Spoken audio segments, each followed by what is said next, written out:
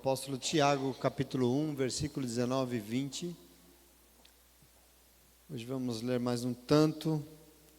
A carta de Tiago é um desafio, porque ela não, né? Os temas são mais densos assim, a gente vai indo. Já é o terceiro encontro, a gente está no capítulo 1 ainda, graças a Deus por isso, né? Conteúdo não falta. A palavra de Deus é rica, rica demais. Mas, verso 19, encontrou aí?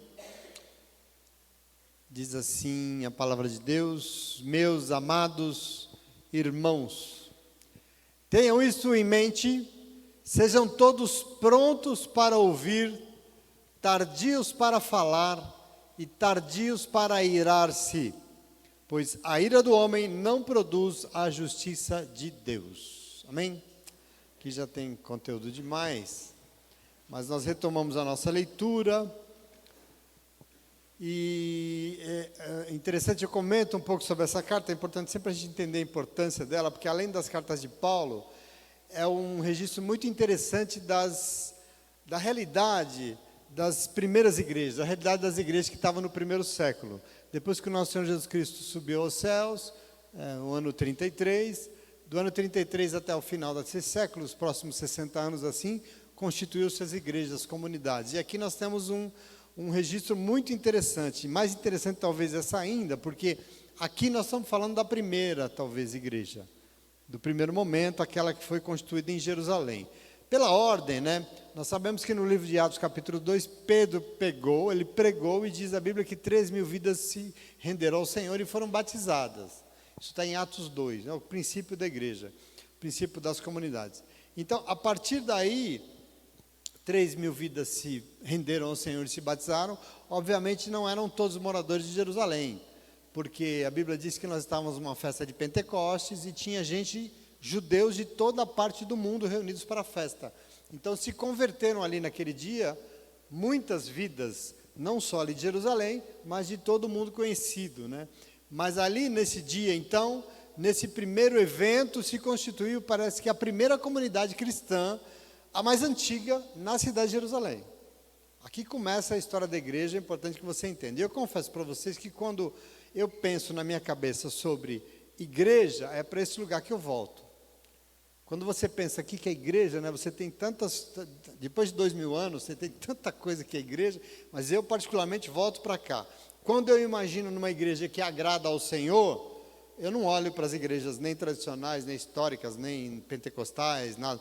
Eu vou para o livro de Atos, eu olho para esse livro e eu olho para essa primeira igreja, porque para mim a igreja que importa é aquela que o Espírito Santo de Deus edificou e sustenta até hoje. Essa igreja é o que nos interessa, então isso é importante que a gente possa definir. Aliás, comento que o nosso nome, Comunidade Cristã, não é à toa, né? Essa primeira igreja não era chamada de igreja, mas era chamada de comunidade cristã, né? Não é à toa, mas tem essa inspiração. Então, eu penso ser tão importante a compreensão desse contexto que a gente está lendo aqui dessa carta, porque, além do livro de Atos, ela deve ser o registro das comunidades mais antigas, formadas pelos cristãos, né? Todo o texto, os problemas que nós vamos ver narrados aqui, vamos ler, já estamos vendo e vamos ver mais, dão conta disso, os problemas e as exortações dos primeiros momentos, que é daquilo que a gente entende como igreja. Como é que começou a igreja, o que a gente enfrentava, está nesses relatos que é tão importante. Então, depois dessa, que nós vemos aqui em Atos, que nós estamos lendo, nós vamos ter as comunidades que Paulo implantou, que vem depois, né? Depois desse primeiro momento. E além dessas também, surgiram outras comunidades pela ação do Espírito Santo. Na verdade, quem fez tudo desde o início foi ele, é o Espírito de Deus. Foi para muito além de Tiago, além de Paulo, além de pessoas. O Espírito Santo de Deus é o implantador, é o constituidor das grandes.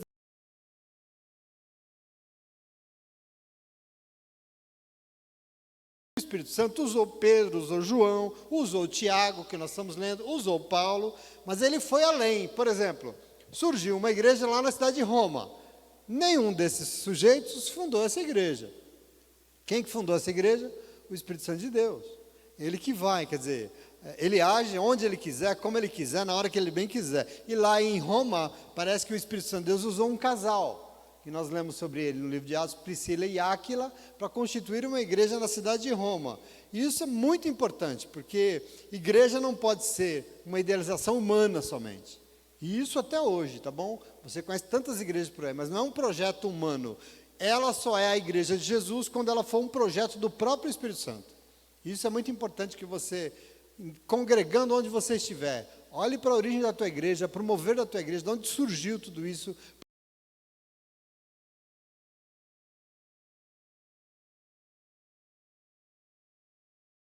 A comunidade de Jerusalém foi a primeira que surgiu, tá bom? Depois dela vem as de Paulo, que é na sequência um pouco. Paulo chegou até a perseguir a igreja de Jerusalém, né? Que Jerusalém.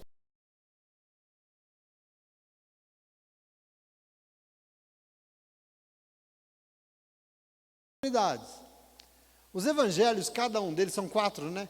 Cada um deles foi escrito em uma comunidade cristã diferente.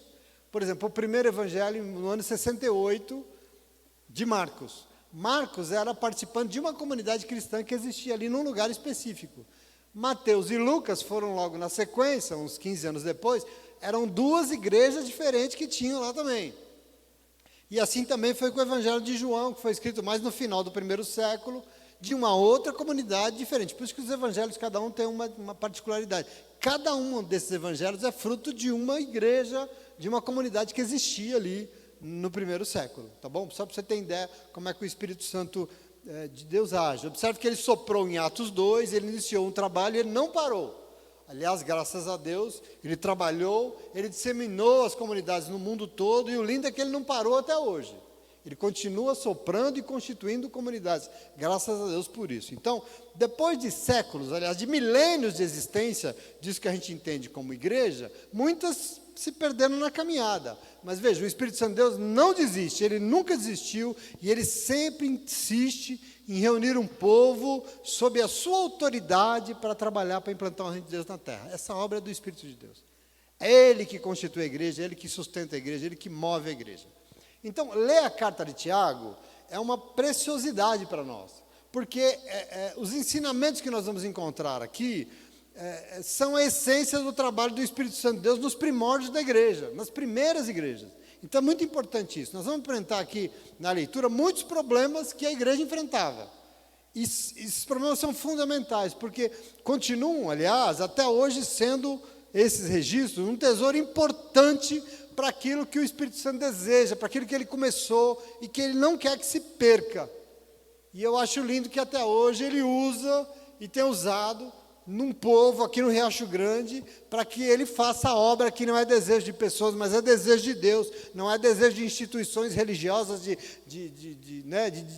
sei lá, de denominações, é desejo do coração de Deus. É isso que o Espírito Santo de Deus quer fazer em nome de Jesus, amém? Então veja, nós já vimos muita coisa até aqui, e é importante comentar também que a gente não pode pegar tudo isso, esse conteúdo todo, e colocar numa gaveta. Você vai ser desafiado nisso, nessa leitura. Nós já aprendemos aqui, por exemplo, que foi uma carta, nós estamos lendo uma carta escrita por um dos que foram uma das colunas da igreja, Tiago, irmão do nosso Senhor Jesus Cristo, e ele já nos disse aqui que nós devemos usar as adversidades dessa vida em nosso favor. Só para dar um apanhado muito rápido. Quando nós encaramos as adversidades, os problemas, como oportunidade de provar a nossa fé. Nós enfrentamos os problemas sabendo que nós temos fé e nós cremos no Senhor, um Deus que não planejou o mal de ninguém, pelo contrário, mas Ele está aí para nos ajudar a enfrentar e a derrotar qualquer mal. É assim que nós encaramos, porque assim nós vamos acabar fortalecidos, perseverantes, maduros, íntegros, diz Tiago, e vitoriosos. Segundo Tiago, essa é a sabedoria que vem do céu nos dada pelas mãos do Pai das luzes. Essa forma de enfrentar a vida, de usar as dificuldades em nosso favor para fortalecer a nossa fé. Ele nos ensinou ainda sobre a importância dessa constância diante de Deus. É muito importante. Servo e serva de Deus vitoriosos, sabe o que é da vida. Servo e serva de Deus que não é instável, como ele diz, não pode ser instável como a onda do mar, que vai e vem, jogados de um lado para o outro. Não, porque crente que é inconstante, não se iluda, não receberá coisa alguma da parte do Senhor. Ele é claro nisso, e é importante que a gente vá guardando essas coisas no nosso coração. Não encosta não, vai guardando para você. Porque a inconstância demonstra uma mente dividida. O crente é inconstante é porque ele tem uma cabeça que ele não sabe o que ele quer. Essa mente dividida, significa que ele ainda não se firmou no Senhor completamente. Portanto, feliz mesmo é quem persevera no Senhor, quem não desiste, esses alcançarão no final a coroa da vida. Veja que são ensinamentos que dizem respeito a todos nós diante do Senhor, coisas que o Espírito Santo de Deus espera de nós. Nós aprendemos ainda que jamais nós podemos dizer que Deus produziu ou nos tentou para alguma coisa ruim. Deus não, porque Deus é inacessível ao mal. Ele a ninguém tenta. E assim, Tiago diz, todos os males que abatem sobre esse mundo e sobre nós são frutos dos desejos do nosso próprio coração, que aliás é obstinado. Isso ele deixou claro semana passada. O mal existe no mundo, ele tem uma origem só, o próprio ser humano caído. Agora, o bem absoluto, o bem supremo só brota também de um lugar, de Deus. Não vem de nós, só vem de Deus, e que em todo tempo deseja nos ajudar a enfrentar e vencer o mal que existe no mundo e em nós, que quer nos desestabilizar. Então entenda os papéis e onde está cada coisa, tá bom? Hoje ele vai retomar sobre ensinamentos fundamentais para essa que a gente chama de comunidade cristã, porque essa que adora o Senhor de verdade. E ele diz assim, ó: meus amados irmãos e irmãs, tenham isso em mente, pensem nisso. Sejam todos prontos para ouvir, tardios para falar e tardios para irar-se, porque a ira do homem não produz justiça de Deus. Vamos pensar aqui, a obra do Espírito Santo, que o Espírito Santo de Deus começou, iniciou, ela precisa ser estruturada por aquilo que agrada ao Espírito Santo. E ele diz aqui uma coisa mais ou menos assim: vocês já são sábios, meus queridos irmãos e irmãs. Ele usa essa palavra. Mas, todavia, não desprezem, primeiro, o quanto para Deus é importante ser muito ágil, pronto para ouvir com toda atenção. Eu quero que você se apegue em coisas que são importantes para Deus. E em segundo lugar, o quanto é importante que a gente seja lento, demorado, tardio para falar. Isso é um desafio. Veja isso aqui. Porque são medidas que nós temos que tomar sobre nós, que somos o povo guiados pelo Espírito Santo. Porque, como eu disse para vocês, são problemas da primeira comunidade, e pela ação do Espírito Santo de Deus, está chegando até nós nessa noite, porque uma comunidade que é cristã é feita de pessoas que escutam mais do que falam.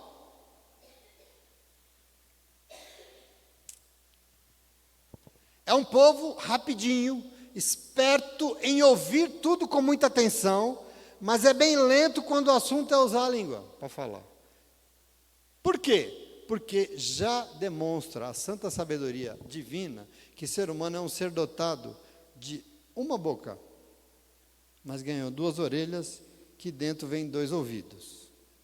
Então, pela lógica divina, a medida de Deus, com certeza, é que nós temos que ouvir o dobro que nós falamos. E isso é bem importante. Assim não dá para falar o tempo todo e tanto, porque para isso nós teremos que ouvir o dobro, né? E eu acho que isso não é a questão aqui, não é o caso. Então veja, Tiago diz que isso é algo que nós não podemos negligenciar. Isso é importante para Deus. Isso não é chatice, não. Nós temos que ser rápidos para ouvir, prontos para ouvir, estar atentos ao que ouvimos, e meio lento para querer falar.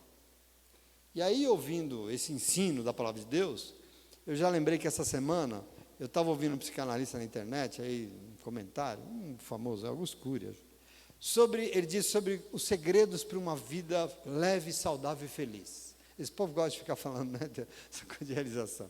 Quais são os segredos de uma vida? Você quer ser mais saudável? Você quer ser mais leve e feliz? E ele fala, a palavra dele, fale menos. Muito interessante, fale menos. Ele tem um negócio que chama o silêncio proativo. O silêncio nem sempre é uma coisa resignada.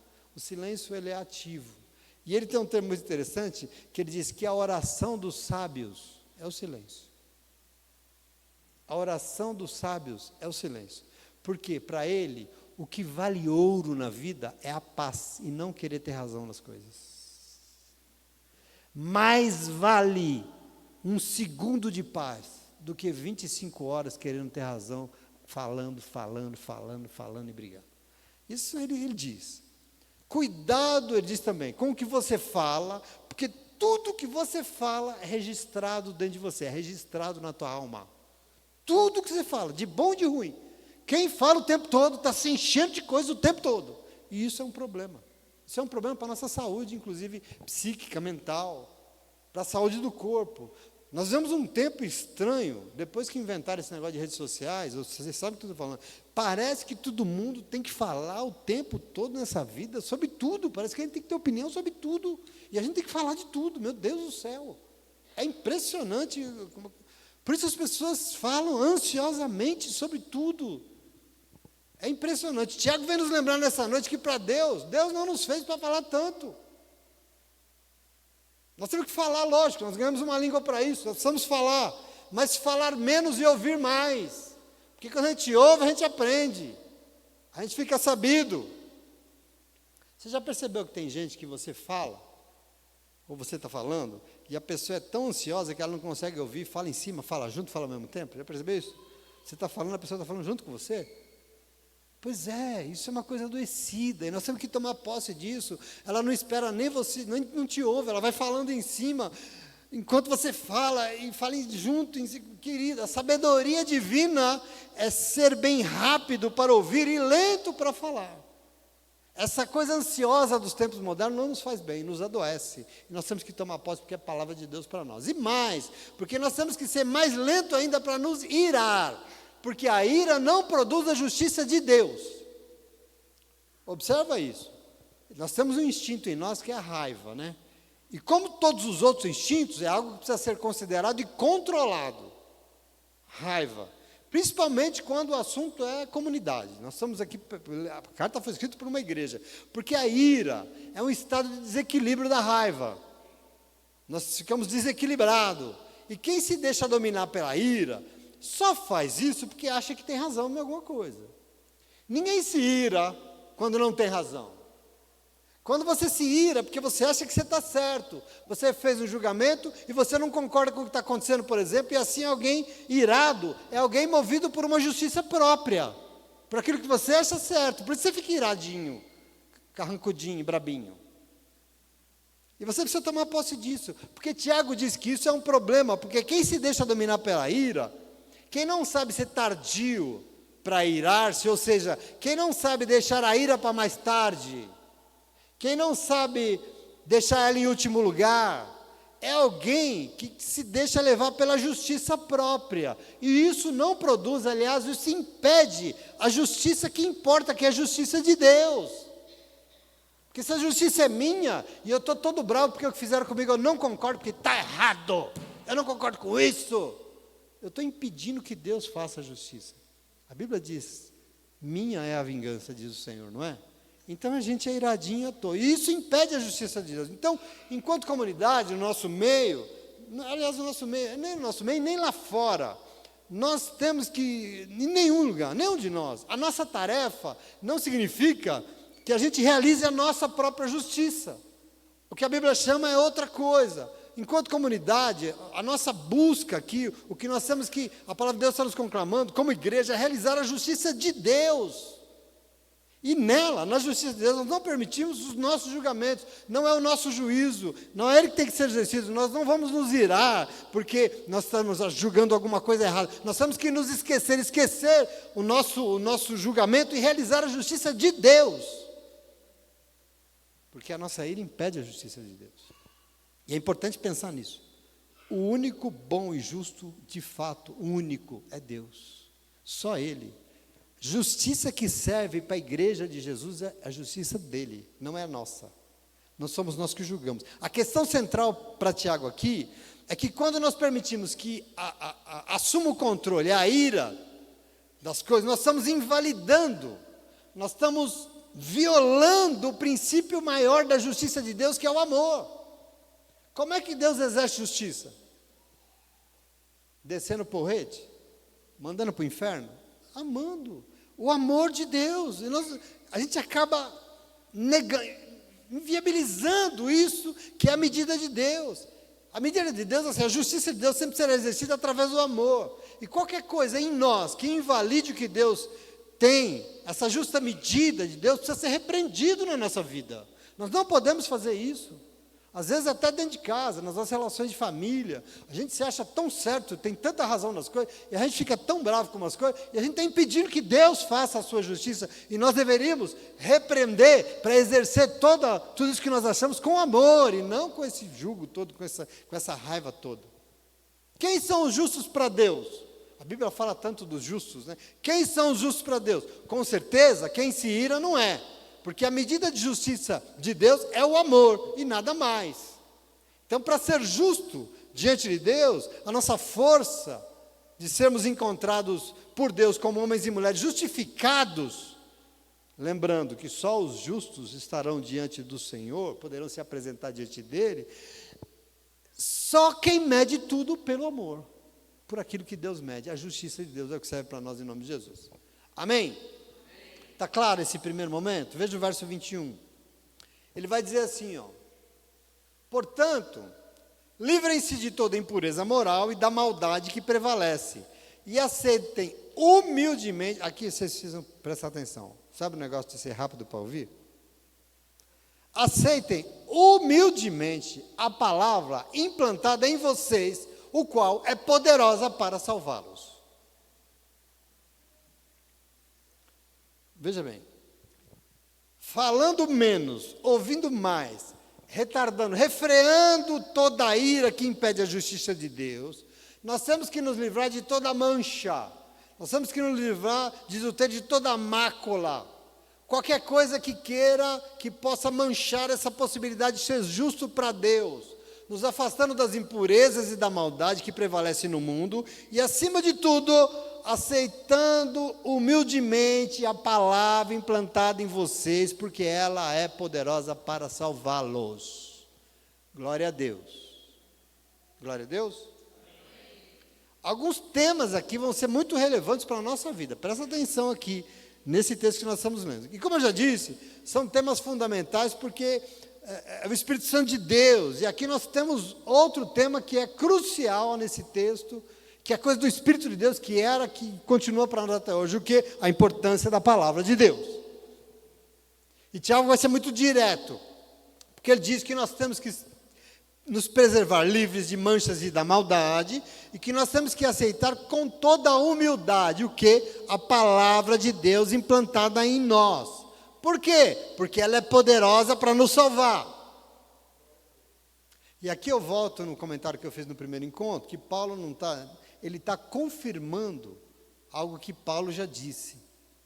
Eles são ali meio, né, contemporâneos. Ele está confirmando. Paulo, por exemplo, quando escreveu Romanos 1,16, ele diz assim, ó: não me envergonhe do Evangelho, porque o Evangelho é poder de Deus para a salvação de todo aquele e aquela que crê. Tiago está dizendo a mesma coisa. Ele está interessado que a comunidade não impeça nem a justiça de Deus, nem a salvação. Por isso, para sermos justos e salvos, nós temos que aceitar com toda humildade o Evangelho. Aceitar o Evangelho, a palavra que é ministrada, eles aqui, a palavra que é implantada em nós, porque ela é poderosa para nos salvar. Agora entenda algo aqui que é importante a gente estudar. Não é a palavra que salva. Não é, presta atenção, às vezes a gente pensa isso, não é que a Bíblia é um livro místico, é um livro poderoso, a Bíblia é um livro que salva, não, porque salvação é graça mediante a fé, você sabe disso, né? Mas você precisa entender, o Evangelho contém a revelação, porque a palavra vai ter o quê? O que nela vai estar contido, o que você precisa crer.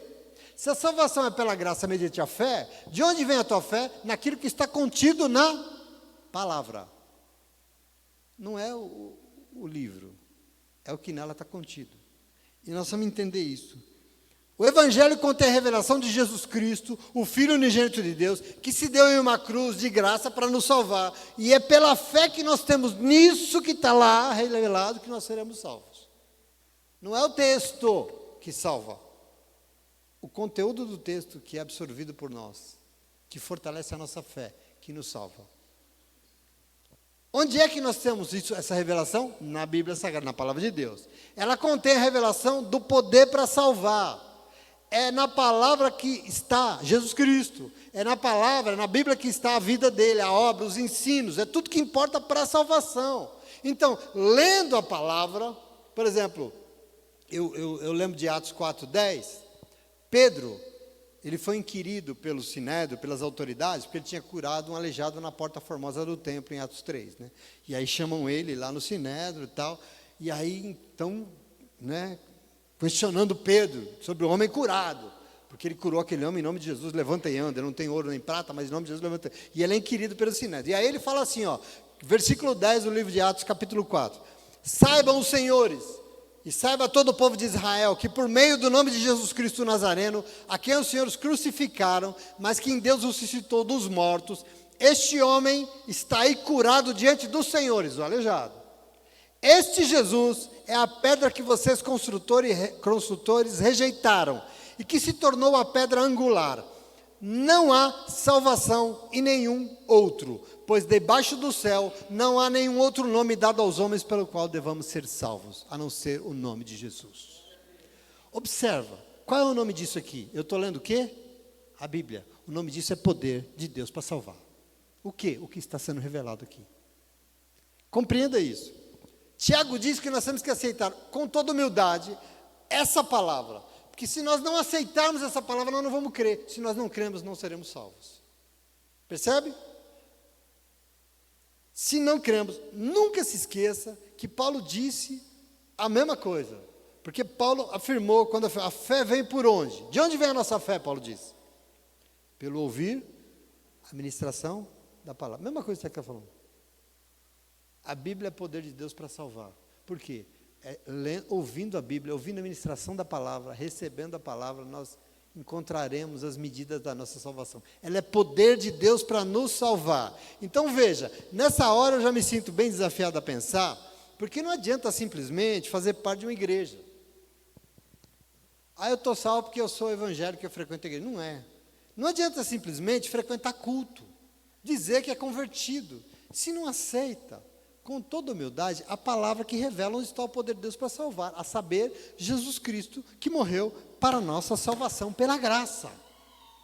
Se nós não nos aprofundarmos nisso e recebermos isso com fé, não tem salvação. Na mesma origem, por exemplo, não acho que a vida vai mudar, que vai ter transformação na vida, se a gente não se rende e não aceita a palavra que semanalmente é ministrada em nossa vida. E isso é um problema dos crentes. É um problema enorme. Aliás, algo que nós temos que entender, meus irmãos, presta atenção. Tudo que nós necessitamos, toda e qualquer situação que nós vamos enfrentar, a palavra de Deus revela todo o necessário, tudo que nós precisamos, ela nos mostra, ela dá o caminho, ela é tudo. Absolutamente tudo que você tem que viver nessa vida. Qualquer decisão que você precisa enfrentar, qualquer problema que queira te afligir, a palavra de Deus vai te revelar e te mostrar o caminho. Tudo. Não tem nada que está fora da palavra de Deus. A gente adora aquele negócio do Salmo 119, versículo 105, que vocês têm decorado. Lâmpada para os meus pés. Aliás, a tua palavra é lâmpada que ilumina os meus passos. É luz que clareia o meu caminho, não é? Lâmpada para os meus pés, luz que clareia o meu caminho. É a tua palavra, não é que vocês gostam? A gente gosta tanto. Pois é.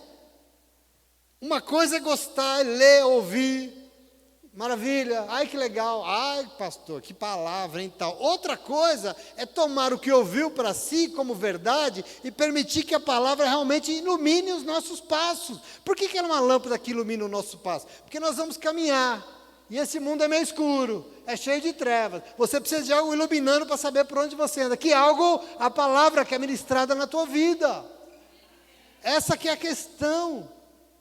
Porque quando ela que ilumina, quando é ela que mostra o caminho, quando ela que é uma lâmpada acesa de novo, nós só vamos caminhar por onde ela mostra, sim ou não? Não vou para lá, ela está mostrando aqui, quer dizer, a gente caminha e caminha por onde ela manda. Compreenda isso que a gente gosta tanto. Por isso no verso seguinte, no verso 106 do Salmo 119, ele diz, prometi sob juramento e vou cumprir. eu vou obedecer às tuas justas ordenanças, eu vou aceitar com toda humildade, e por isso eu vou obedecer ao que a palavra me ordenou. O próprio Salmo resolve.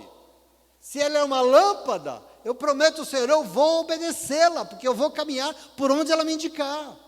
Aqui está um problema para Tiago que você vai entender, porque não adianta religião, não adianta culto, não adianta oferta, não adianta oração, se tudo não partir de um coração que tem compromisso com a verdade. João 17, Jesus orou por nós, João 17, versículo 17, ele diz assim: santifica o Senhor, na verdade, a tua palavra é a verdade. Compreenda isso, querido, é precioso demais. Por quê? Porque a palavra de Deus nos revela Jesus Cristo. Ele é o caminho, a verdade e a vida. Onde é que está isso? Como é que você sabe? Na palavra. Então observa, o tempo passou, e eu queria dizer para você que eu acho que os evangélicos estão abrindo mão disso, que é o bem mais precioso que nós temos. Nós somos frutos disso. Toda a nossa história sempre esteve fundamentado nessa coisa preciosa. Qual? A palavra de Deus. Por isso que nós somos evangélicos, nós somos protestantes. Durante milênios, para você entender antes, o povo acreditava em Deus, mas não tinha palavra. A Bíblia era escrita em uma língua inacessível para as pessoas. E por isso o monge Martinho Lutero, você sabe da história, traduziu pela primeira vez a Bíblia para uma língua que as pessoas podiam ler. Isso no século XVI. Depois de 1500 e tantos anos de igreja, as pessoas não liam a palavra, não tinham a palavra. Os padres não tinham a palavra, eles não sabiam ler a Bíblia.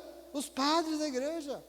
Ele traduziu, ele deu a primeira oportunidade, e de lá para cá as pessoas podem ler. De lá para cá a palavra de Deus se tornou o sustentáculo de toda a nossa adoração.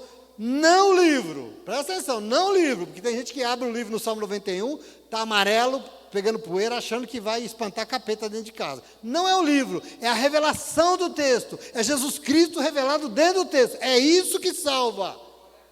O livro é importante? É, não porque ele salva, mas é porque seu livro você não tem o que ler, e se você não lê, você não aprende, se você aprende, você não entende, e Jesus não é construído dentro de você. Como é que Jesus é construído dentro de você? Quando você lê o livro. O problema é o livro? Não, o problema é Jesus.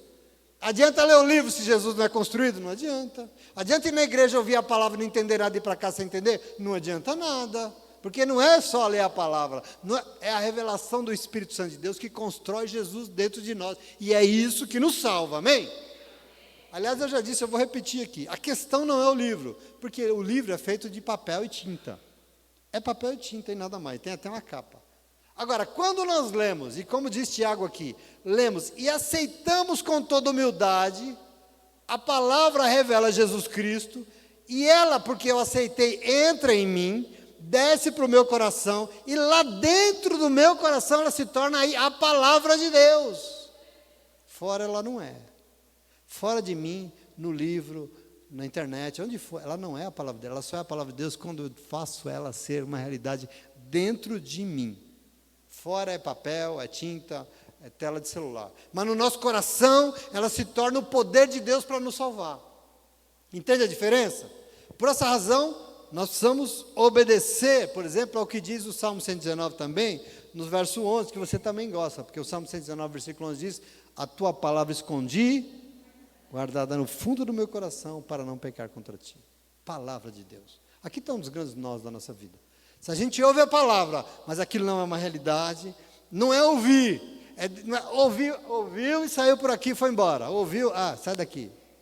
Não é isso, não é ouvir e guardar na gaveta, é ouvir e guardar no coração, é deixar descer. Ouvir e aceitar com toda humildade, permitindo que desça e transforme aquilo que nós somos. Essa é a lógica que Tiago está dizendo, que ela é poderosa para nos salvar. Sem isso, não salva ninguém. Entende isso? Sim ou não? Tudo certo? Só para você não dizer que eu estou doido. Aí no verso 22 ele vai dizer: portanto, sejam praticantes da palavra e não ouvintes, enganando vocês mesmos. Aquele que ouve a palavra, presta atenção, mas não põe em prática, é semelhante a um homem que olha a sua face no espelho, depois de olhar para si mesmo, sai e logo esquece a sua aparência. O que ele está falando? Repetindo tudo. Às vezes você pode falar: pastor, está louco, pastor está falando demais. Aliás, pastor tem um problema, porque pastor é obrigado a falar bastante, né? Talvez a nossa medida é o seguinte: pastor fala demais. Acho que pastor fala demais quando ele não fala o que está na Bíblia, né? Aí ele fala demais. Mas enquanto está falando o que está na Bíblia, está bom, né? Mas pense nessa questão. Nos limites exatos da palavra é o que nós falamos. E aqui Tiago está confirmando o que eu estou dizendo para você. Porque o conselho é, portanto, sejam o quê? Ouviu? Aceitou? Sejam praticantes e não apenas ouvintes, enganando a si mesmos. Observa onde ele quer chegar. Duas questões aqui para entender. Primeiro, o que é um praticante? E o que é um ouvinte? Nós temos que entender isso. Ouvir todo mundo ouve, todo mundo que tem ouvido pode ouvir, não é verdade? Mas só ouvir significa enganar a si mesmo. Você entende qual é o nosso desafio? Sim ou não? Ir para a igreja, ouvir palavra. Ai, glória a Deus. Passou da porta, não lembra mais? Esquece. Semana que vem eu escuto de novo. Está enganando a si mesmo. Não está enganando o pastor, não se preocupe com isso. Veja, ouviu, não levou a sério o que ouviu. Ouviu, mas não sei se creu no que ouviu. Está se enganando. Aliás, eu quero dizer, está perdendo tempo dentro da igreja. A questão aqui, a verdade é que a palavra, ela vai ser poderosa para salvar quando ela for ouvida e praticada. Tem que ser um exercício, dia após dia. Acredita em mim. Tudo que você ouve aqui no domingo, se você for um crente que aceita o que você ouviu, na semana você vai ter as oportunidades de exercer o que você ouviu no domingo. Essa é a lógica da palavra. Praticante é alguém que põe em prática, ou seja, que vive segundo o que ouviu. Veja que eu não estou louco. É o que ele está afirmando. Aquele que ouve a palavra, mas não põe em prática, está enganando a si mesmo. Por quê? Porque vai esquecer. Qual é o jeito de você não esquecer o que você ouviu? Praticando. Se não pratica, esquece. E ele compara uma pessoa que vem na igreja, ouve a palavra, mas não aceita viver a partir do que ouviu, como alguém que acorda de manhã, vai no espelho e leva um susto louco, né? Porque logo de manhã, descabelado assim, o inchado, leva um susto. Mas acorda daquele jeito, aquilo que ele viu no espelho, vai, e começa a se achar lindo de novo, porque já esqueceu o que viu de manhã. Se esquece. Ou seja, a gente olha a aparência daquilo que nós estávamos no espelho e logo a gente se esquece. Essa é a comparação que ele faz. Não se lembra de como estava. Aliás, estava estragado de manhã. Da mesma forma, como ouve a palavra e não põe em prática, não permite ser remodelado pela palavra, logo vai esquecer dela. Ela não entra no coração. A palavra que é viva, morreu dentro de nós. Aliás, às vezes nem chegou. Veio aqui, bateu e caiu. Nem chegou a entrar dentro de nós. Ela morreu. E aqui está o problema nosso. Qual é o segredo? O segredo é ouvir, aceitar com toda humildade. E porque é humilde, permite que a palavra seja guardada no seu coração, que ela desça e tome conta da sua vida, do seu interior, e com isso vai vendo transformação, vai vendo renovação, vai vendo arrependimento, vai vendo mudança, vai vendo conversão.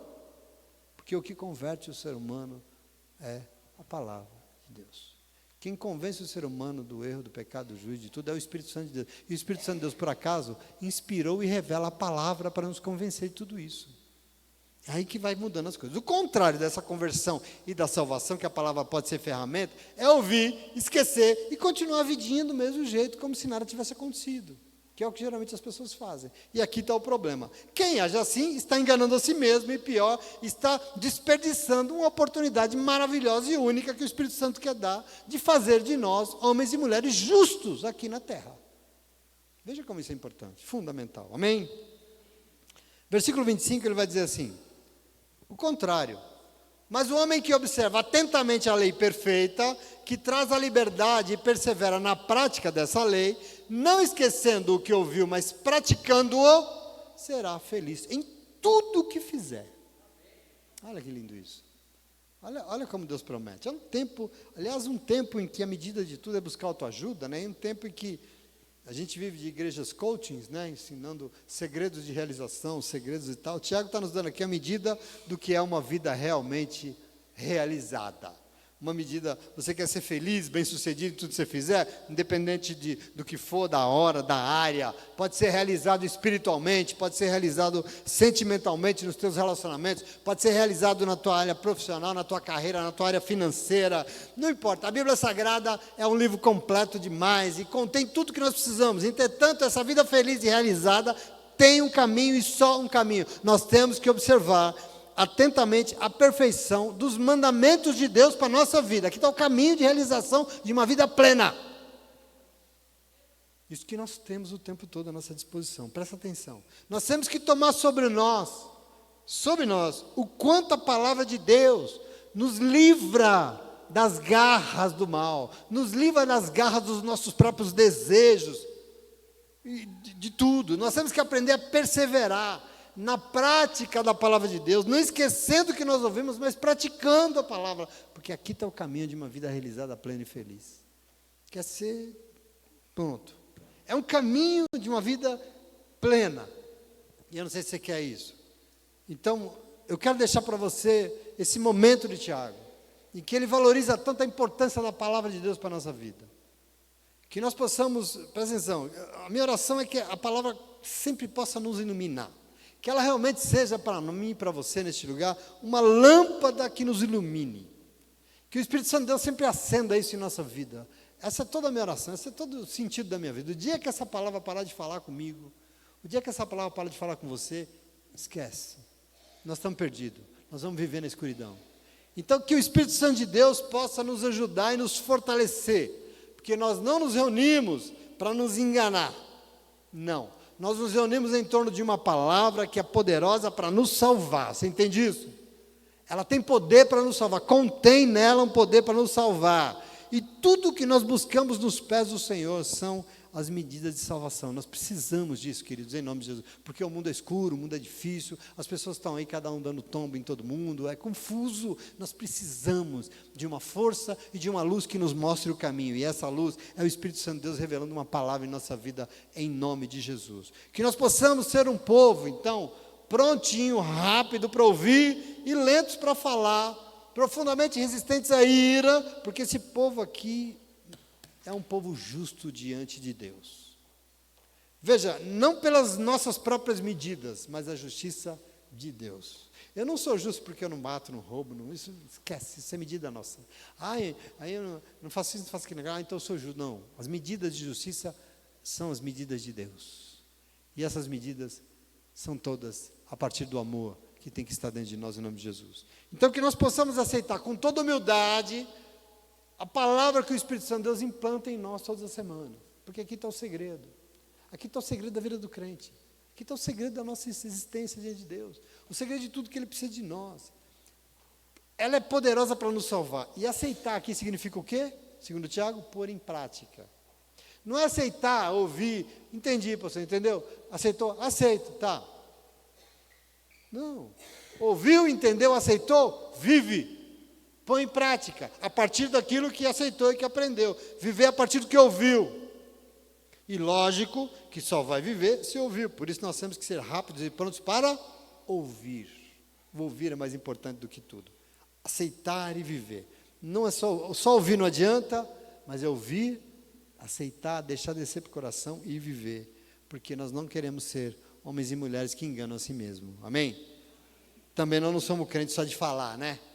O problema da Bíblia, não somos crentes da boca para fora, certo? Fala muito, não resolve nada.